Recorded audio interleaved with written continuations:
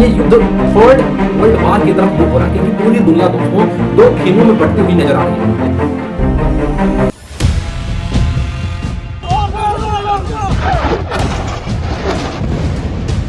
नमस्कार दोस्तों, इजराइल और हमास के बीच एक बार फिर भिड़ंत हो गई दोस्तों, और गाजा पट्टी से, गाजा स्ट्रिप से हमास ने इजराइल पर लगातार 5000 मिसाइल्स दाग दिए दोस्तों, जिसमें इजराइल से कई हजार लोगों के मारे जाने की आशंका है और कई हजार लोग जख्मी हो गए दोस्तों। इस हमले के बाद इजराइल ने भी स्टेट ऑफ वॉर डिक्लेयर कर दिया और जवाबी कार्रवाई शुरू कर दिया, और उसने हमास को चेतावनी दिया कि आप युद्ध के लिए तैयार हो जाओ, दुनिया के नक्शे से हमास का गाजा पट्टी का नामो निशान मिटा देंगे, ऐसा कहना था इजराइल का दोस्तों।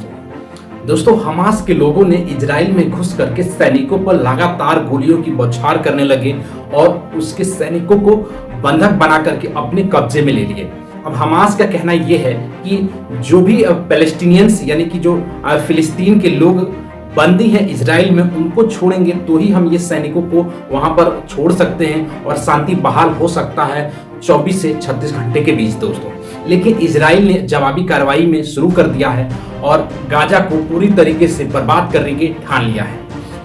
इजराइल ने गाजा की जो बिजली सप्लाई है उसको रोक दिया है और वहां पर खाना जो भेजने की सप्लाई है उसको भी पूरी तरीके से रोक दिया है दोस्तों। ये बहुत ही दुखद घटना है दोस्तों, जिसमें एक देश दूसरे देश के लोगों को जान से मारने के लिए उत्सुक हैं और एक दूसरे पर वार कर रहे हैं दोस्तों। हमास क्या है दोस्तों, मैं आपको बताऊंगा। और इजराइल और फलस्तीन की ये जो कॉन्फ्लिक्ट है, ये झगड़े हैं, ये आज से नहीं, ये 100 सालों से ऊपर से ज्यादा ये चलते आ रहा है। तो आइए आज इस वीडियो में समझने की कोशिश करते हैं कि इजराइल और फलस्तीन के कॉन्फ्लिक्ट का मेन मुद्दा क्या है, किस वजह से ये झगड़ा होती रहती है, और हमास क्या है और किस तरीके से ये झगड़ा सदियों से चला आ रहा है दोस्तों।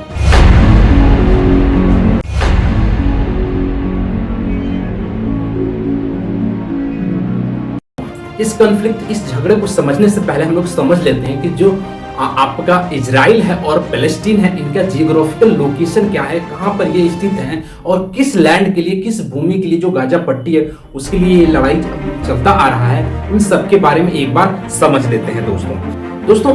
मिडिल ईस्ट में स्थित इजराइल एक यहूदी देश है। इसके पूर्वी हिस्से में वेस्ट बैंक है, जहां पर दोस्तों पैलेस्टीन नेशनल अथॉरिटी की सरकार है, जिसे यूनाइटेड नेशन यानी कि संयुक्त राष्ट्र से मान्यता प्राप्त है। इजराइल के साउथ वेस्ट में एक स्ट्रिप है जो 2 साइड से इजराइल से घिरा हुआ है दोस्तों, और एक साइड से भूमध्य सागर से घिरा हुआ है, और एक तरफ में मिस्र देश है। इसी स्ट्रिप को दोस्तों हम लोग गाजा पट्टी के नाम से जानते हैं, और इस गाजा पट्टी पर हमास का कब्जा है। हमास क्या है दोस्तों, मैं आपको बता दूं, हमास एक आतंकी संगठन है। इसके पूरे दुनिया में इसको आतंकी संगठन के रूप में घोषित कर दिया गया है। कुछ देश इसको फ्रीडम फाइटर के रूप में कहते हैं कि वो गाजा पट्टी को यानी कि फलस्तीन को वो स्वतंत्र करवाना चाहता है। वो जो इजराइल का उस पर आए दिन जो हमले होते रहते हैं, इजराइल का जो उसके ऊपर कंट्रोल है उसको वो हटाना चाहता है और उसको एक स्वतंत्र राष्ट्र बनाना चाहता है। कुछ देशों का ऐसा मानना है, लेकिन कुछ लोगों ने इसको, अधिकतर देश जो है हमास को एक आतंकी संगठन घोषित कर दिया है, जो आए दिन इजराइल पर हमला करता रहता है और इजराइल को नुकसान पहुंचाता रहता है दोस्तों। जनरली वेस्ट बैंक और गाजा पट्टी को पैलेस्टीन का हिस्सा माना जाता है, यानी कि फिलिस्तीन का वो हिस्सा माना जाता है।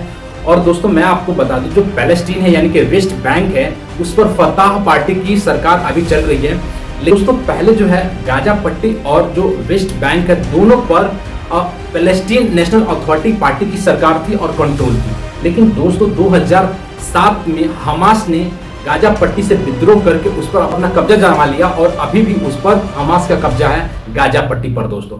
पैलेस्टीन पर अभी भी जो वेस्ट बैंक है उस पर फताह पार्टी की सरकार चल रही है, लेकिन जो गाजा पट्टी है उस पर अभी भी हमास का कंट्रोल है, जहां से हमास ने इजराइल के ऊपर हमला किया, 5000 रॉकेट और मिसाइल्स दाग दिए, जिसमें हजारों लोग मारे गए हैं दोस्तों। जवाबी कार्रवाई में इजराइल ने भी अब हमास के ऊपर, गाजा पट्टी के ऊपर बम और रॉकेट बरसाना शुरू कर दिया। कई अपने टैंक वहां पर भेज दिया, पहला मिलिट्री भेज दिया, यानी कि एयर डिफेंस सिस्टम, और सारी तरीके से अब उसको दुनिया के नामो निशान मिटाना चाहता है इजराइल दोस्तों। ये जो झगड़ा है केवल गाजा पट्टी के लिए नहीं है, गाजा स्ट्रिप के लिए नहीं है, एक और बहुत ही पवित्र शहर है यहूदियों के लिए, मुस्लिमों के लिए और ईसाई धर्म के लिए। उसका नाम है, उस शहर का नाम है दोस्तों यरूशलेम। यरूशलेम बहुत ही एक रेगिस्तान है जो कि बहुत ही पवित्र माना जाता है। वहां पर मस्जिद भी है, वहां मस्जिद भी है, वहां पर आपका यहूदियों के भी मंदिर है, वहां पर ईसाई धर्म के भी चर्च है।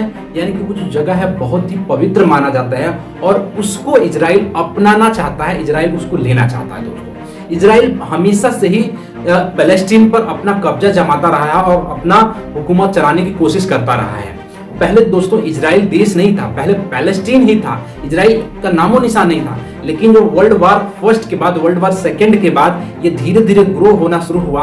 और जब ये पैलेस्टीन यानी कि ये जो जब हार गए तो उस पर पूरा जो कंट्रोल है दोस्तों वो इजराइल का हो गया दोस्तों। अब ये युद्ध थर्ड वर्ल्ड वार की तरफ मूव हो रहा है क्योंकि पूरी दुनिया दोस्तों दो खेमों में बढ़ती हुई नजर आ रही है। जैसे अगर हम बात करें यूरोपियन कंट्रीज की और अमेरिका की, तो वो इजराइल की तरफ कहीं ना कहीं अपना समर्थन दिखा रहे हैं दोस्तों।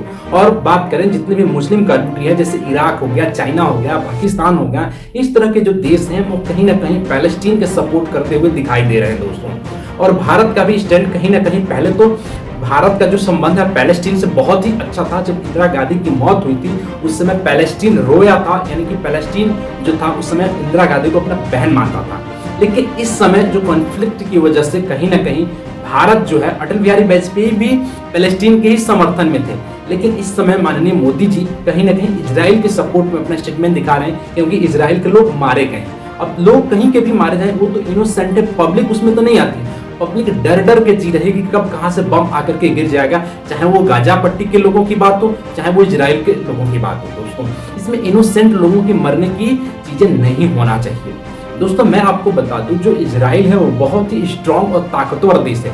उसके पास ऐसा एंटी रडार सिस्टम है जिसमें कि कोई भी मिसाइल जो है आकर के उसके ऊपर नहीं गिर सकता है। लेकिन वो भी कहीं ना कहीं फेल होता हुआ नजर आया जब गाजा पट्टी से हमास ने अटैक किया।